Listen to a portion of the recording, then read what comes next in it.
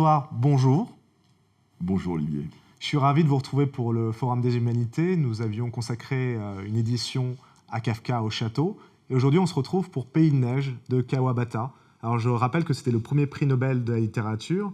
Et histoire de camper l'ambiance du roman tout de suite, le roman donc, de Kawabata, je vais vous lire la première ligne de ce roman. Un long tunnel entre les deux régions, et voici qu'on était dans le pays de neige. Alors voilà, ce pays de neige, qui est une station thermale, on peut y accéder uniquement par train. Et l'hiver, lorsqu'il neige abondamment, on est coupé du monde, isolé. Voilà où nous sommes projetés en tant que lecteurs. Peut-être que vous pouvez nous en dire plus sur le contexte de ce roman singulier. Oui, avec plaisir Olivier. D'abord, bonjour à tous, et je suis non seulement ravi de me retrouver face à toi Olivier, mais très ému, car Kawabata était un des plus grands auteurs du XXe siècle, à mon sens.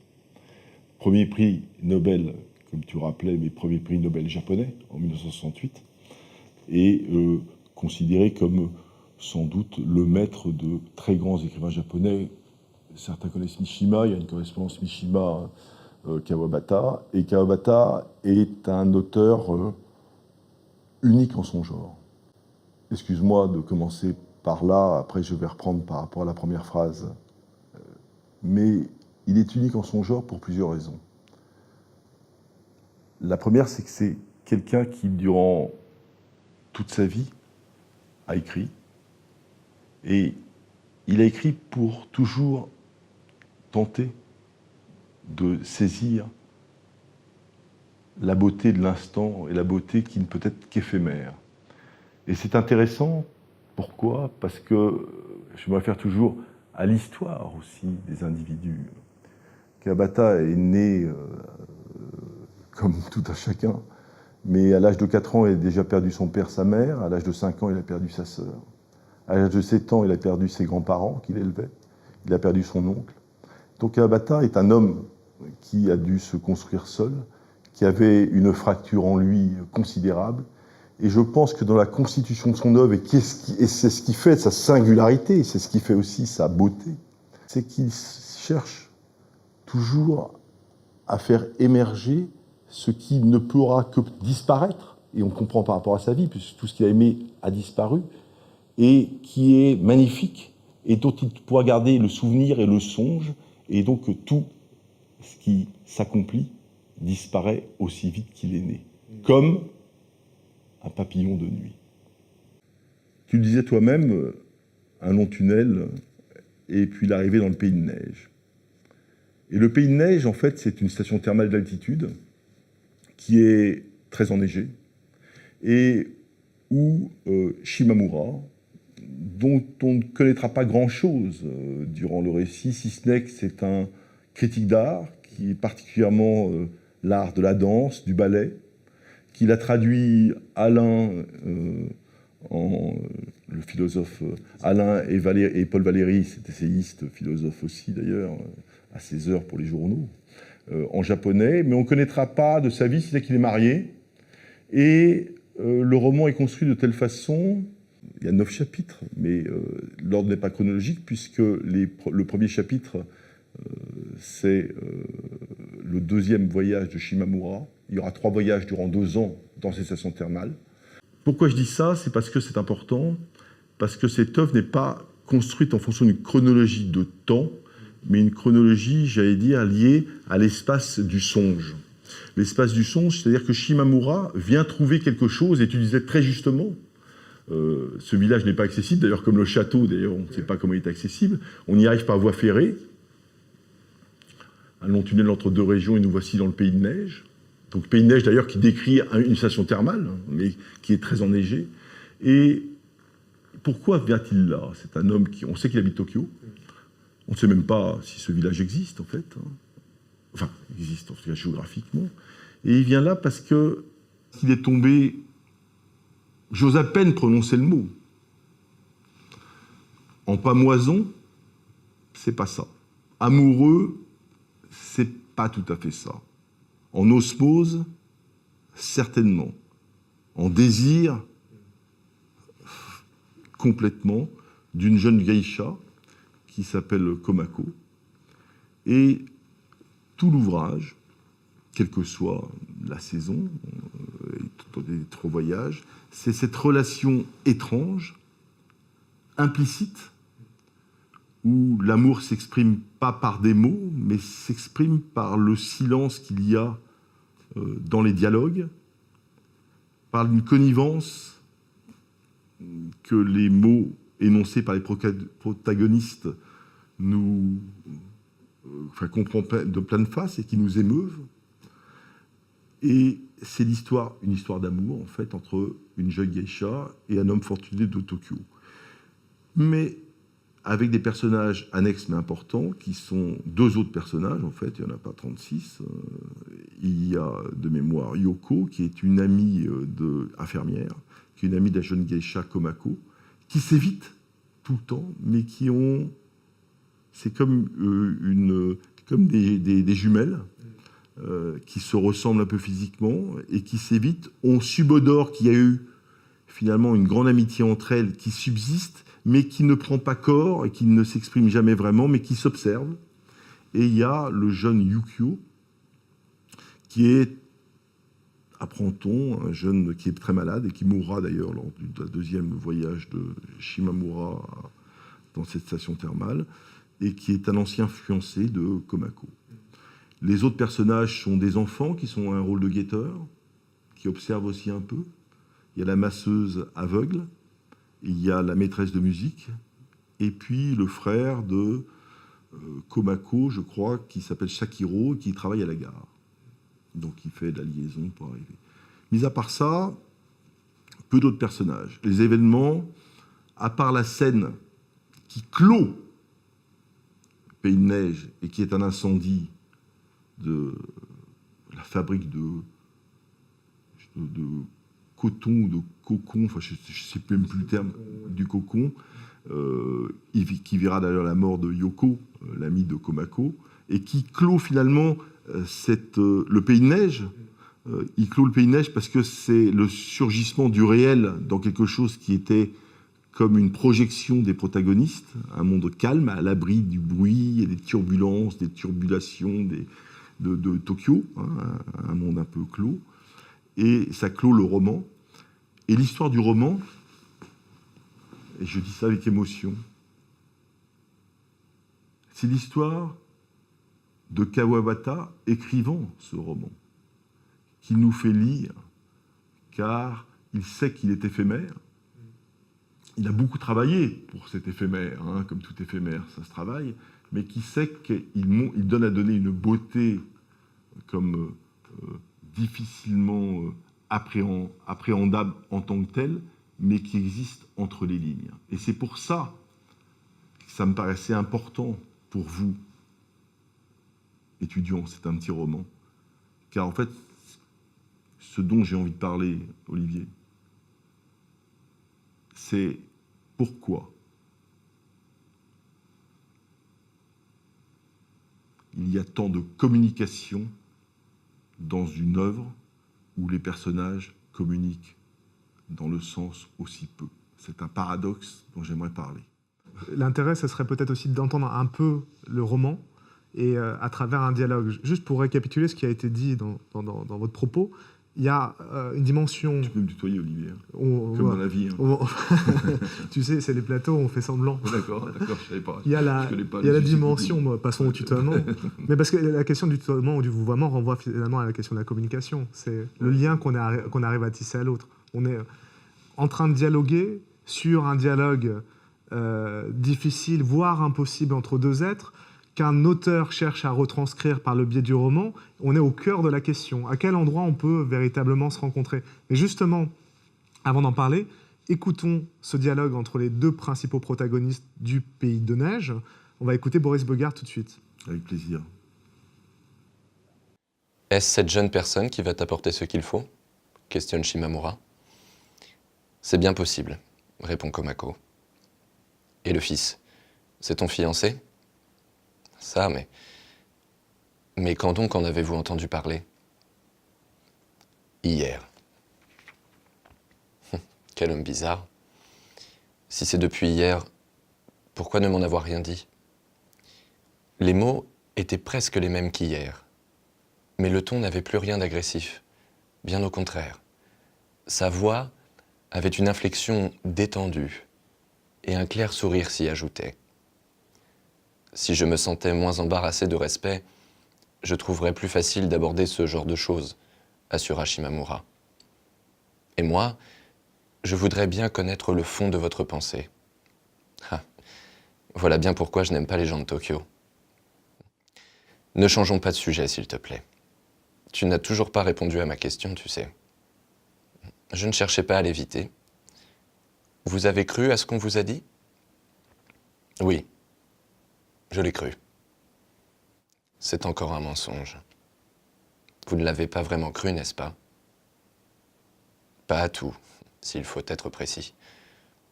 L'histoire affirme pourtant que tu as pris ton engagement de geisha afin de pouvoir acquitter les frais médicaux. C'est du roman à bon marché, dirait-on, mais ce n'est pas vrai. Je n'ai jamais été sa fiancée, bien que les gens veuillent le croire à ce qu'il paraît. Je ne suis pas non plus devenu geisha pour porter aide à qui que ce soit plus précisément. Néanmoins, je dois beaucoup à sa mère, et il était naturel que je fasse ce que je pouvais. C'est un rébut ou quoi? Mais non, je vous raconterai tout, sans mystère. Quel homme bizarre. J'aimerais connaître le fond de votre pensée. On est là au cœur de la question de la communication. Est-ce que ça signifie communiquer?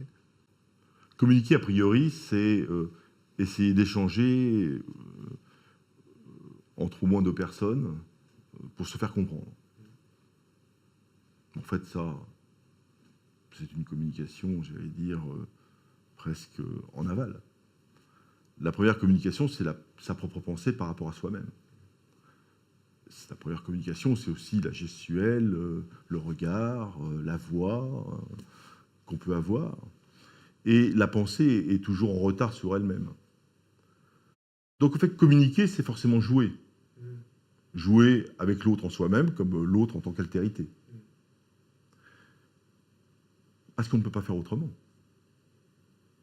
Et ce dont on parle dans le sens n'est jamais la contrepartie de ce qui se communique.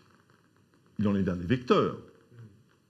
Mais le sens porte une parole qui va bien au-delà du sens énoncé, mais qui est dans l'interprétation même que soi-même ou l'autre peut avoir de ce qui est dit.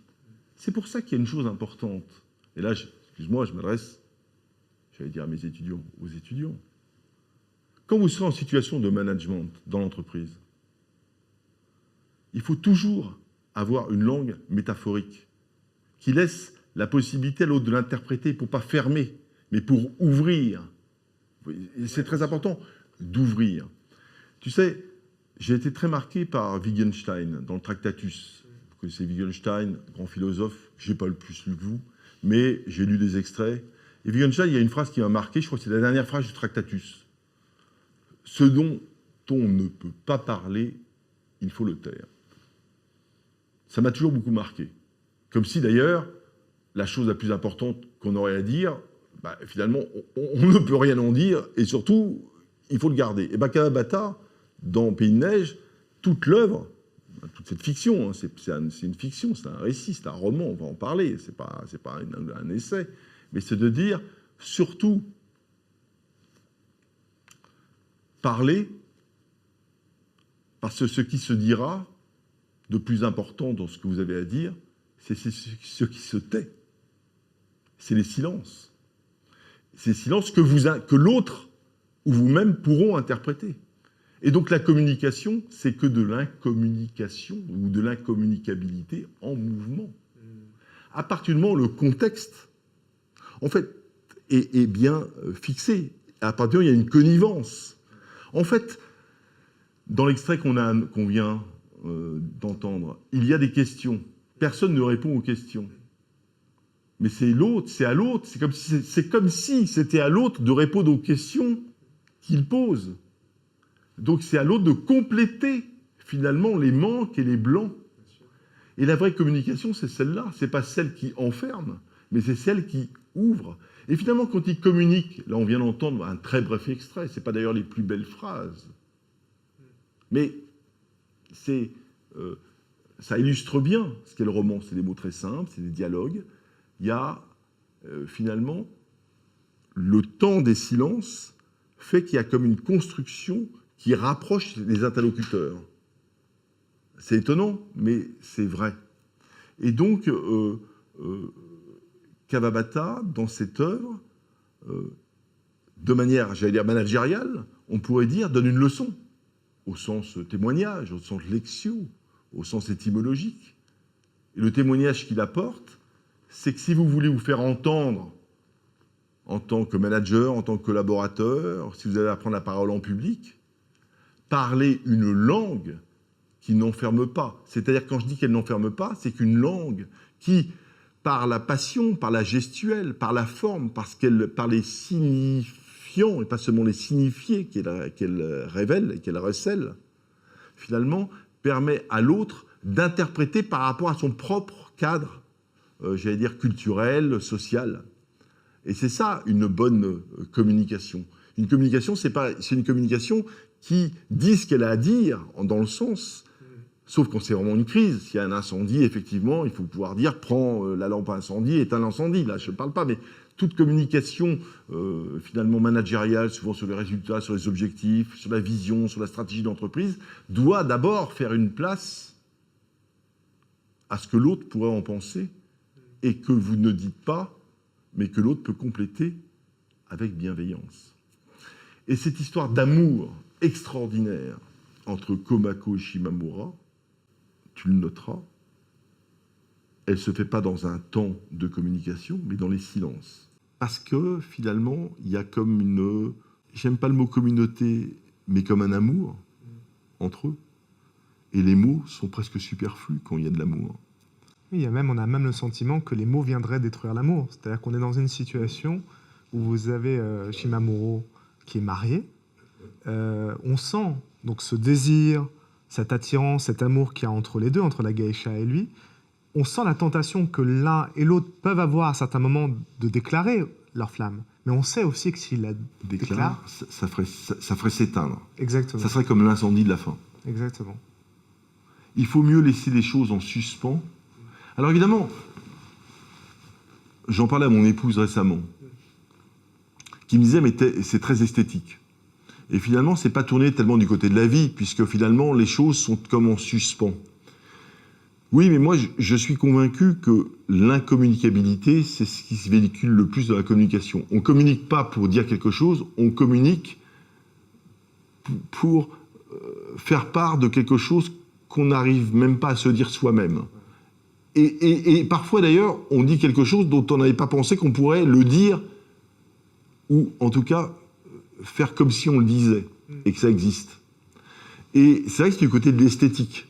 C'est vrai que c'est la littérature aussi, c'est-à-dire que la littérature fait qu'on découvre un monde qui n'est pas le vrai monde, qui est le monde du songe et du rêve. Mais pour les raisons que j'ai exprimées au début, Kawabata ne pouvait pas vivre pleinement sa vie puisqu'elle lui a été retirée dès qu'il était tout petit. Donc lui, il recherche, c'est aussi assez proustien, hein, c'est-à-dire que finalement, ce qu'on vit, l'intensité du moment que je vis là, à parler aux étudiants, qui est intense pour moi. Même si ça ne se voit pas, ça s'entend. Mais c'est intense dans le moment. Mais ça sera encore plus intense dans 5 ans, dans 1 an, dans 6 mois, dans 10 ans, quand j'y repenserai. En disant, tiens, j'ai essayé, à une seconde, je me rappelle que j'ai été généreux de quelque chose qui m'échappe avec maladresse, je ne le dis pas, mais qui voulait donner envie de lire un livre que j'aime, et finalement ce souvenir est plus important presque que l'instant présent. Et c'est tout Proust. Et Kawabata est pas loin finalement, mais si ce n'est que lui, il cherche dans son style, différence de Proust, qui pour le coup raconte une histoire qui des fois d'ailleurs peut être presque ennuyeuse, mais elle est extraordinaire et d'éblouissement à force presque d'ennui. Moi j'adore Proust. Mais Proust, il faut rentrer dedans. Kawabata, c'est 120 pages et tout. Mais lui, il cherche à épurer de manière que tout est en creux. Tout l'important de ce qui est dit n'est pas dit, se tait.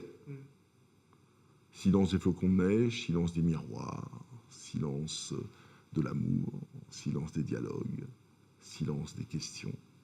Tout est dans le temps et du silence. C'est l'espace, c'est plus l'espace-temps, c'est l'espace-silence.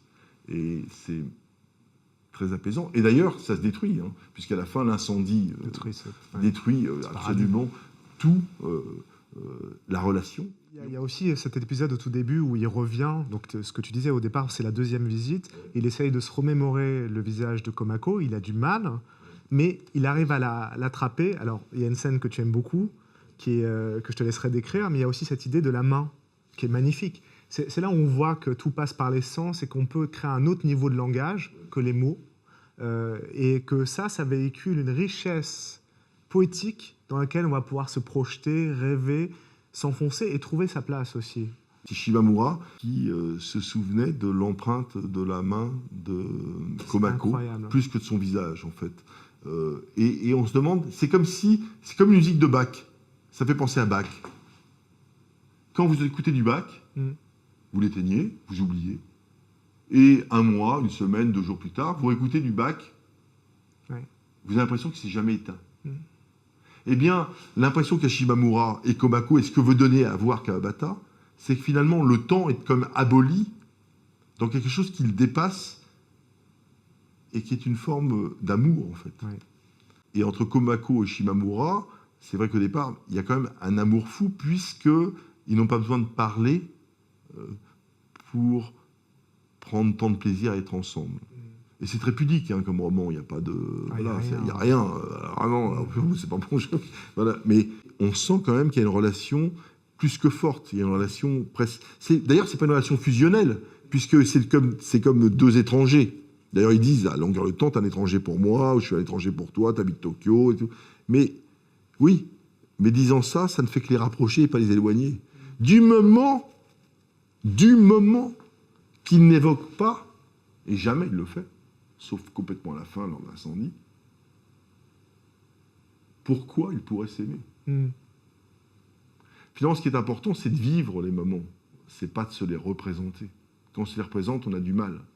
Et donc, mais pour revenir, parce que je suis un modeste directeur général d'école de management, et j'en suis tellement fier d'être directeur général de l'ESCE, si vous saviez à quel point, car cette interculturalité, cette connaissance des langues étrangères, cette ouverture d'esprit que je n'ai malheureusement pas, et je suis trop âgé pour l'avoir. C'est pour ça que je suis tellement ému de voir les étudiants qui parlent les langues étrangères, qui ont goût des voyages, car moi, je ne voyage que par des modestes livres, mais ça m'a apporté aussi un goût pour l'autre et une tolérance importante, mais celle des étudiants est beaucoup plus importante.